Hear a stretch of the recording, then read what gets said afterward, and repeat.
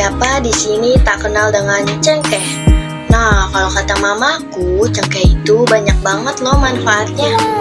Kira-kira teman-teman tahu nggak bentuk cengkeh itu seperti apa? Nah, cengkeh itu seperti ini teman-teman. Cengkeh ini gunanya banyak banget. Aroma cengkeh yang khas bisa menetralkan bau amis pada ikan atau kambing. Makannya sebagai bumbu, cengkeh sering digunakan ke dalam hidangan yang berbahan dasar kambing, jeroan, atau siput-siputan seperti gulai, nasi kebuli, semur, bahkan ada loh yang menambahkan cengkeh pada saat memasak nasi uduk. Pokoknya cengkeh ini bikin semua makanan yang dinamakan menjadi lebih harum. Nah, ternyata kegunaan cengkeh itu gak hanya untuk makanan loh. Cengkeh juga bisa digunakan sebagai obat herbal, contohnya untuk obat sakit gigi. Karena cengkeh ini memiliki kandungan antibiotik yang bisa meredakan nyeri pada gigi. Selain cengkeh, ada juga yang namanya pala. Iya, pala merupakan salah satu tanaman yang digolongkan ke dalam rempah-rempah. Jika kamu tahu, pada zaman dulu, rempah-rempah itu menjadi banyak incaran bangsa-bangsa luar, khususnya bangsa Eropa loh. Rempah-rempah dicari bangsa Eropa karena manfaatnya yang dapat menghangatkan tubuh dan bisa dijadikan pengawet makanan, sehingga pada masa itu menjadi komoditas yang sangat laris di Eropa. Selain karena harganya yang mahal, pada saat itu siapa yang memiliki rempah-rempah itu juga menjadi simbol kejayaan seorang raja. Dari faktor itulah bangsa Eropa yang berusaha untuk menemukan daerah penghasil rempah-rempah, salah satunya yaitu Indonesia.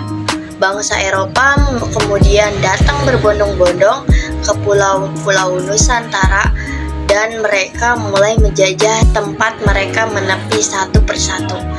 Disinilah awal mulanya terjadinya kolonialisme. Penjajahan bangsa-bangsa Eropa ke Nusantara tergolong sebagai kolonialisme dan imperialisme. Kolonialisme dan imperialisme ini sudah dilakukan oleh bangsa Eropa sejak abad ke-15 di seluruh dunia, sampai akhirnya masuk ke Nusantara yaitu Indonesia. Kata kolonialisme berasal dari kata kolonus yang memiliki arti menguasai. Kolonialisme memiliki arti supaya sebuah negara untuk mengembangkan kekuasaan di luar wilayah kekuasaan negara tersebut. Tujuannya berupa mencapai dominasi kekuatan dalam bidang ekonomi, sumber daya alam, sumber daya manusia, dan politik. Nah, sementara imperialisme berasal dari kata imperium dalam bahasa Latin yang berarti kekuasaan tertinggi secara lengkapnya.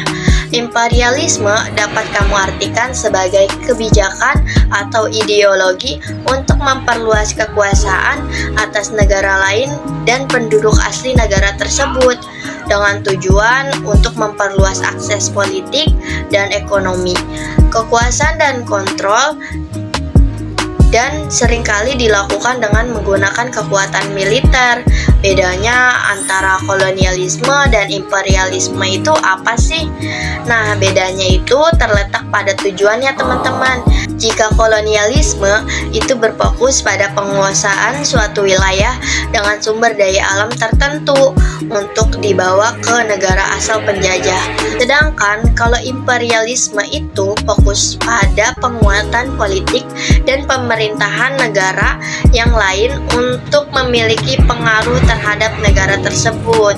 Sekarang kalian sudah pada paham kan apa itu kolonialisme dan imperialisme? Semoga bermanfaat ya teman-teman.